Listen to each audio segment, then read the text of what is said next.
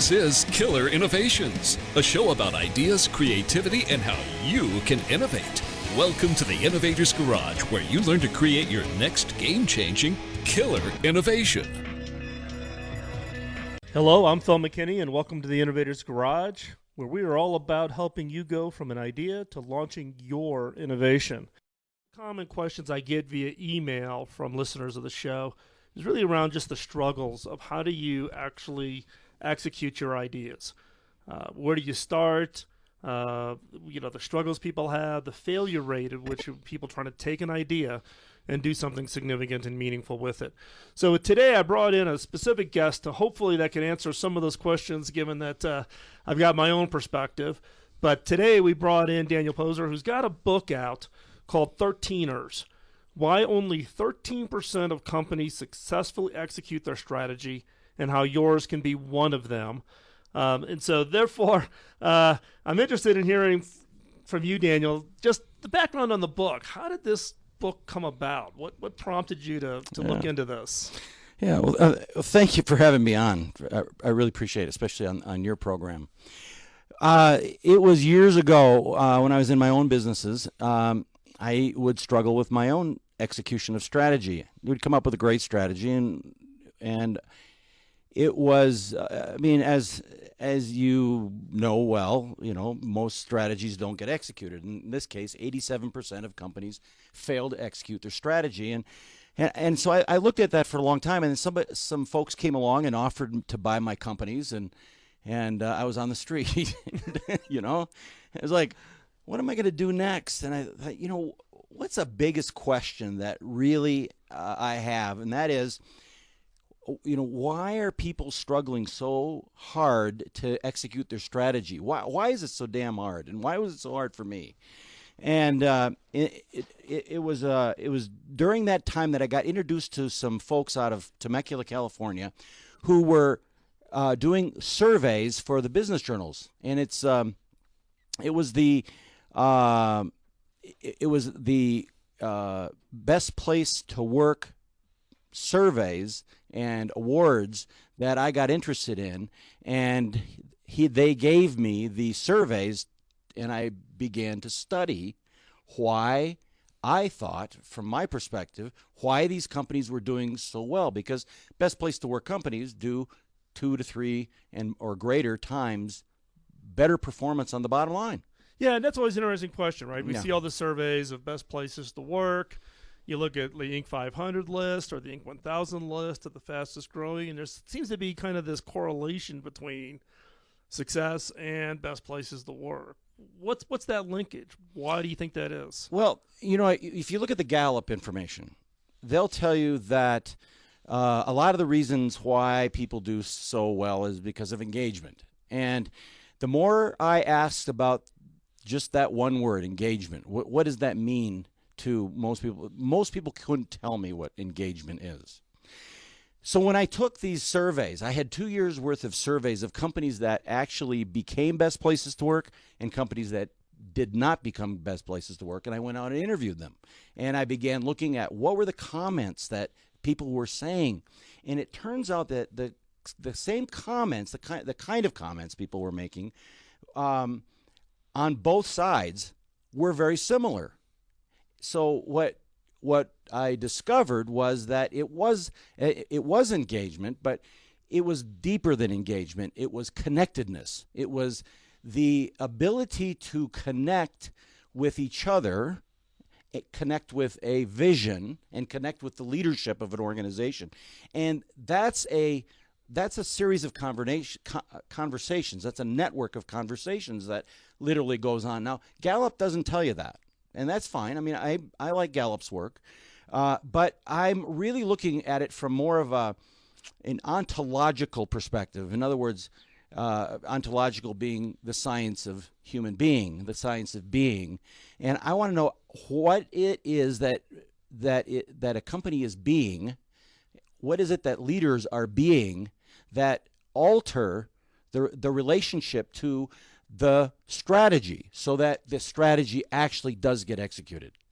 And so is it just one conversation, or are there multiple kinds of conversations that you really need to have in order to make that successful? Well, I found that in looking at first, I found there's 9 conversations. It's like I found these 9 similar conversations. They were the same conversations going on in the non-best place to work as going on in the best place to work. Only the best place to work companies were doing such a much better job at fulfilling on those conversations. And then I discovered there's a 10th one. I was working for a nonprofit doing a pro bono, and they came to me and said, we can't raise money. We're struggling raising money. We can't execute our strategy if we don't raise money.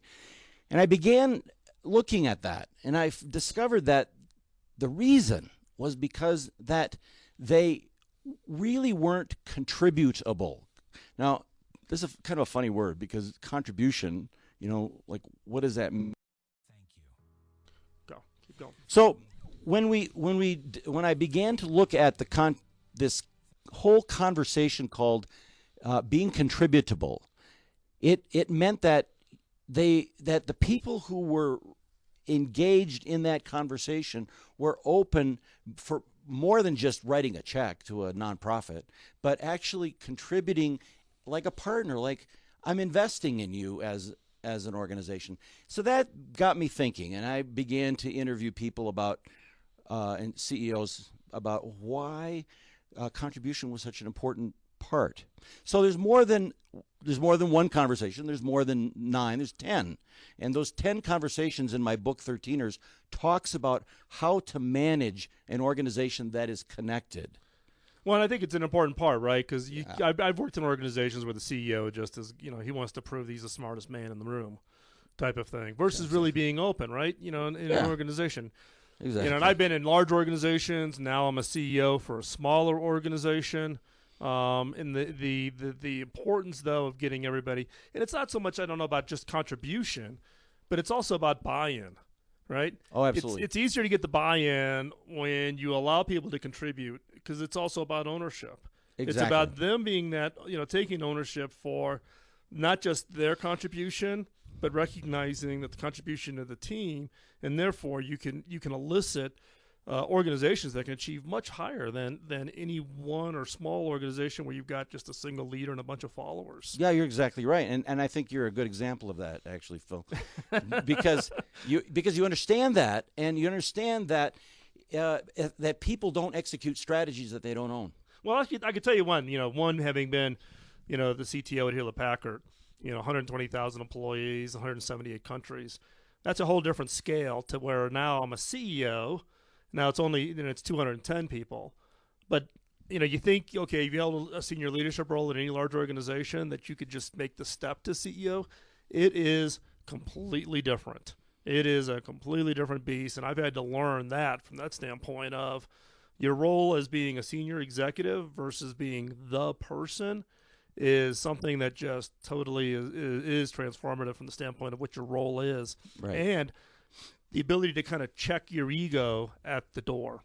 So I think you're right, and I the thing that I think you're hitting on is that one of the biggest things that, and I think it's the first thing I talk about in my book, is that the biggest downfall of CEOs today is that they think they have to know. Right. Because if they don't know, then they don't belong in the position. They think they don't belong in the position.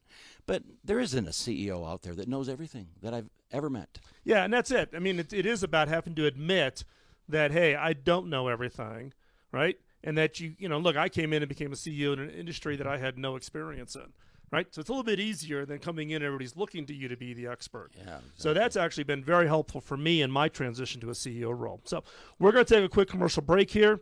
And when we come back, we're going to pick up with Dan right where we left off, digging more into his book and the findings, particularly around why 13% of the companies are successful. So we come back, we'll pick that up. If you're interested in staying connected to Killer Innovations, text the word INNOVATE to 33444. I'm Phil McKinney, and you're listening to Killer Innovations on the BizTalk Radio Network.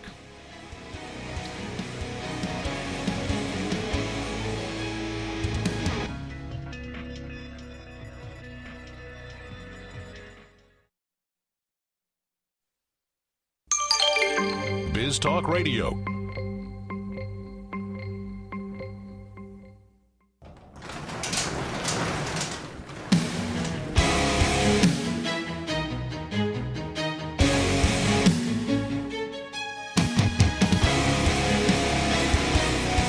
This is Killer Innovations, a show about ideas, creativity, and how you can innovate.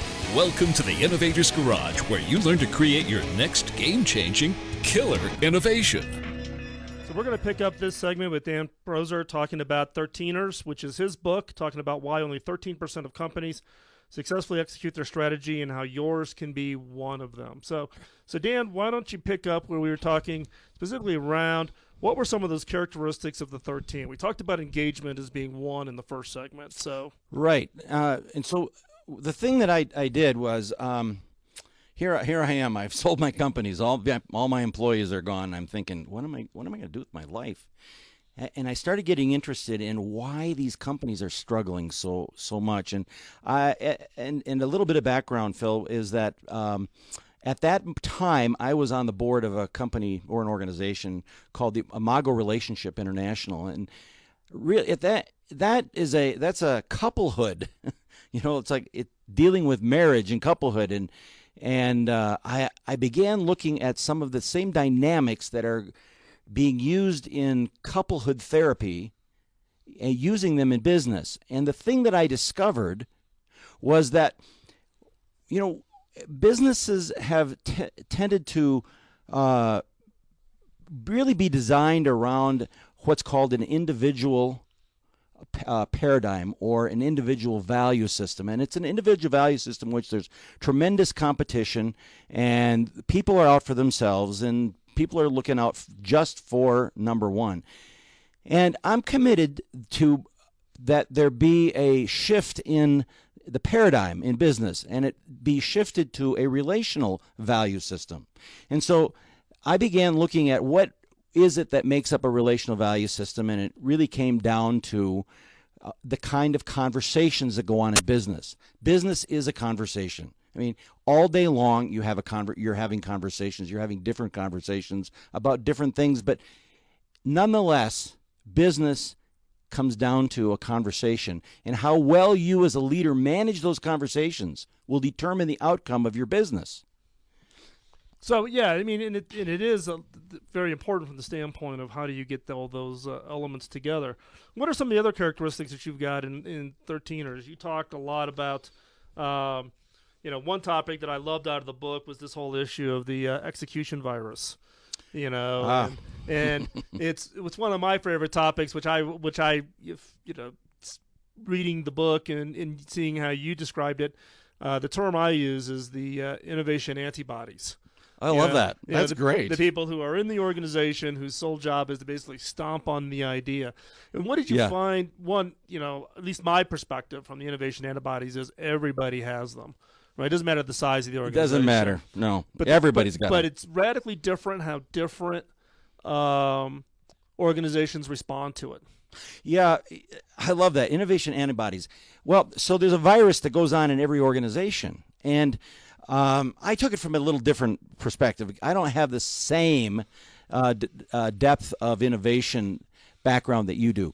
But what I am looking at this from is this ontological perspective, the science of being. Who are you being as a leader? Who are you being as an organization? And when I look at an organization, I'm looking at what are the conversations that stand in the way of you having what you say that you want in your business. And if you can understand what those conversations are, then you can actually go to the next step and determine who you need to be in order to be the company that you declare yourself to be in the beginning. So the antibodies, the virus that I'm talking about is a meme. Memes are a big word in computing. We've been using them for a long time, but literally we have these viruses, these conversations that run in the back of the organization contextually, and they undermine and they sabotage performance. And when you go into an organization, and as you say, every organization has them. Well, every individual has them as well. And if you understand what's going on, you understand what's really running the show in your business. And if you can understand what's running your show, then what's running the show in your business, then you can actually go in and invent a new place to come from, to counter the virus become the antivirus, and create an organization by declaration.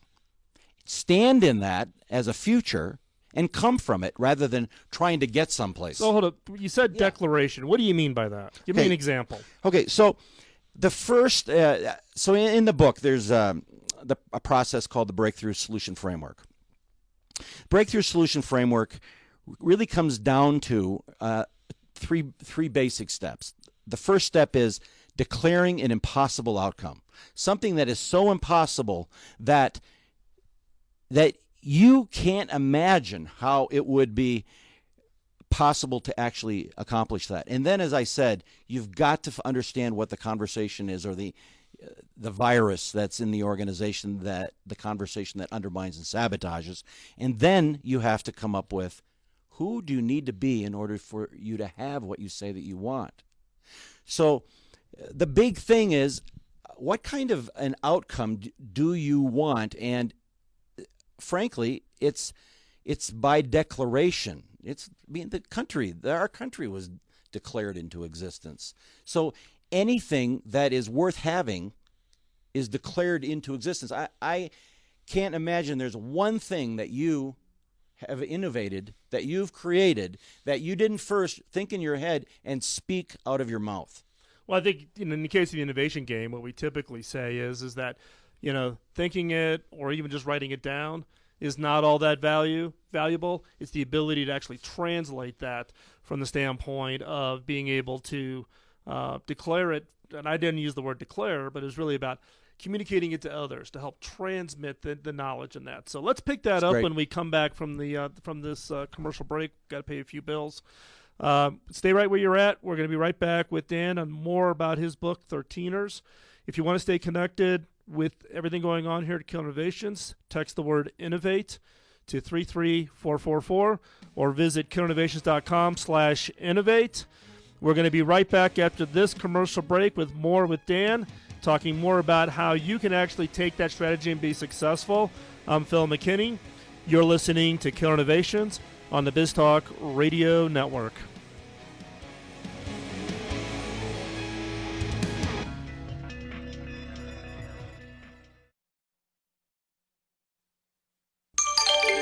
BizTalk Radio.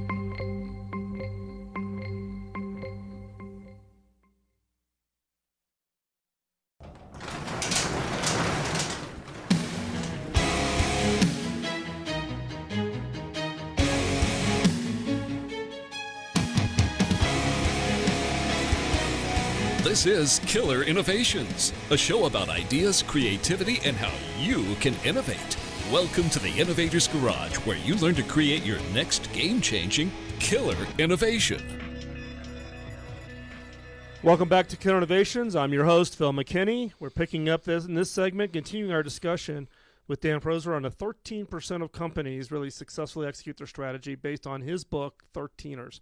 Now, as we were ending the last segment, we were talking about being, declaring or be declarative in the form of what it is your strategy is, or whatever, in the case of me, what the innovation is. And as I was sharing, as we were going through the commercial break, I recognize that I do that, but I've never used that term. And now that I'm sitting here thinking about it, I'm not quite sure how I do it. I just do it. You're just that good? I don't know if I'm that good. I think it's just... I tend to think out loud. I tend to try to declare as a way of setting a vision or setting a strategy that the rest of the team can rally around. Yes, most people can't do that. So tell me what I'm doing, because I can't reverse engineer what I do. Okay, so there's a really great story that I picked up back in 2004. Most people know that we're here in Colorado, and I live up in the mountains where the resorts are. And in fact, they just opened up last week. Practically all, I guess they all opened up. We've got snow, and I'm not just plugging Colorado, but back in 2004, Keystone Resort, the ski resort Keystone, opened their winter season with a contest, a competition called the 36-Hour Team Challenge. And in this Team Challenge, there were about 80 teams that were competing for $3,600. So all these teams got together, and they started out the 36-hour team challenge, and they went overnight, and they kept going all night long. And some of them were snowboarders, some of them were skiers. At the end of the 36-hour team challenge, and it's interesting because my neighbors were at this and were part of the awards ceremony. They gave the third place award, and then they gave the second place award, and then came time for them to announce the first place award. And so they came up, they got up there, and they said, okay, now the winner of the $3,600 in the 36-hour team challenge is the team that just won $3,600. And everybody stopped, and it was like silence, and they said, well, what was the name of the team? And they said, the name of the team is the team that just won $3,600. They said, what kind of a name is that for a team? Well, what these two guys by the name, and I hope you're out there listening to me, you guys, Bill Pomeroy and Nick Gearhart, had gotten together several weeks before the competition, and they had put their names in for the competition, and they put their name of their team down, the team that just won $3,600. Now, they didn't say the team that was going to win $3,600. They didn't say. They said the team that just won, as if they already declared the future as if it had just happened. And I would suspect, Phil, that you do this frequently. Okay? So you're literally inventing a conversation not about how to get to the future, but how to literally stand in that future, coming from that future, and then close the gap between where you are and where you are in reality. Let's put it that way. And then where you say you want to be. So if you're the team that just won $3,600, you are going to literally have to take the actions necessary to close the gap between where you say you are as a future and where you literally are in reality currently.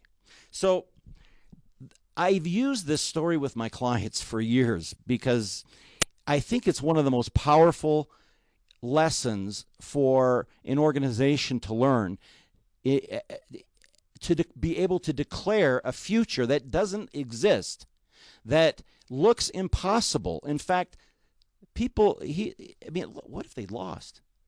Can you imagine what their friends would have said to them? I mean, they took a big risk. And you do this too. I do this. People who are creating futures literally declare those futures, and they declare them as if they exist right now.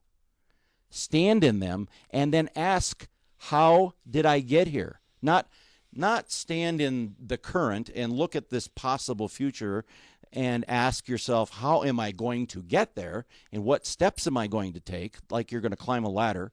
But literally stand in that future as if it's already occurred and ask yourself, how did I get here? What was missing that got me here? Well, in the case of the innovation game, what some people will refer to that as is reverse road mapping. So we have our a new tilt. You got to give you the new buzzwords, man. You got to new terms. But the fact in the innovation game, right? We all focus on roadmaps. Day zero plus 90, day zero plus 180. What's the plan to get to delivering the product? In the case of future casting, when you're trying to figure out what the future is really all about, it's about, like you said, standing in the future and looking backwards. Yeah. And there's lots of different ways to do it. You just declared it. Like I said, I've never thought about it that way, but now that you've described it, it's kind of like, okay, it makes sense. In some cases, like one of the things we did at HP was we would create these future videos. So we would actually project out sometime into the future, given trend lines of what we saw certain technologies, and we would actually create that future in the form of a short film. So 3 to 5 minutes, very high production value, basically to get the viewer to suspend disbelief that the future would or would not happen. One of them is one called Roku.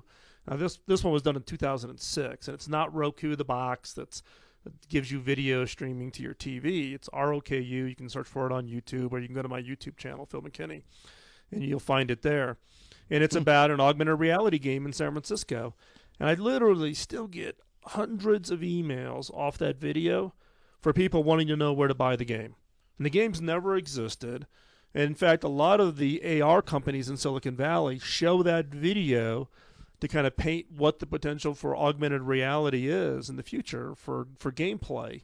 But it's and that was 2006, right? So we're 9 years in the future, and that vision still resonates with people, even over that time frame. But it is important because otherwise, when you're standing here, we tend as humans to think linearly, whereas things like technology progress exponentially. And humans have a very hard time thinking exponentially, Right. from the context of what is the future going to really be. It's actually easier to stand there, paint them a story, and look back, because then they project themselves into that future. And what you're talking about, I just never have thought about it in that way, and that is exactly behind the scenes what people do when they try to paint that future, is to declare it. Well, I can tell you that when you do that, and obviously, I mean, what you're saying is this is what people want. I mean, if people are seeing this still today and still emailing you about this, what is it, 10 years later almost? Yeah, 9 years, coming up on 10. Yeah. So this is what, I mean, I don't want to go into this into this in depth because we don't have the time, but, this is a reverse salient. This is what is holding people back, is that they cannot envision standing themselves in the future and being able to look back. But when they do, as you know, that is what creates the possibility and the big companies. So as we're coming down to the end of this segment, Dan, I'm interested. Entrepreneurs, what's the one thing that a listener could think can do differently that would have the biggest impact on their ability to get the execution right? Okay, well, if I'm talking to a CEO, for example, the first conversation I want to have with a CEO is to stop trying to manage people and start managing promises. So I want to bring accountability into organizations in a relational way, not in a way in which you use accountability to punish people or demand things from people, but it's a relational concept. It's a relational value system, accountability, where instead of managing the people and telling them what to do and getting on their case, then to actually manage the promises, elicit promise.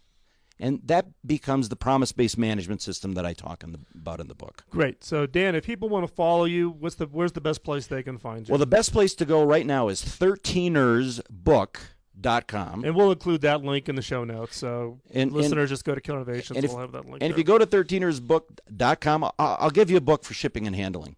Oh, wow. I'll sign it. That's great. And I'll send it to you. Okay, perfect. We'll put that into the show notes. Dan, really appreciate you taking the time, coming down here. Thank you, Phil. It's appreciate it. Stay tuned. We've got a killer question to really stretch your mind. We're going to exercise that creative muscle, so don't go anywhere. So when we come right back, we'll jump into the question. I'm Phil McKinney. You're listening to Killer Innovations on the BizTalk Radio Network.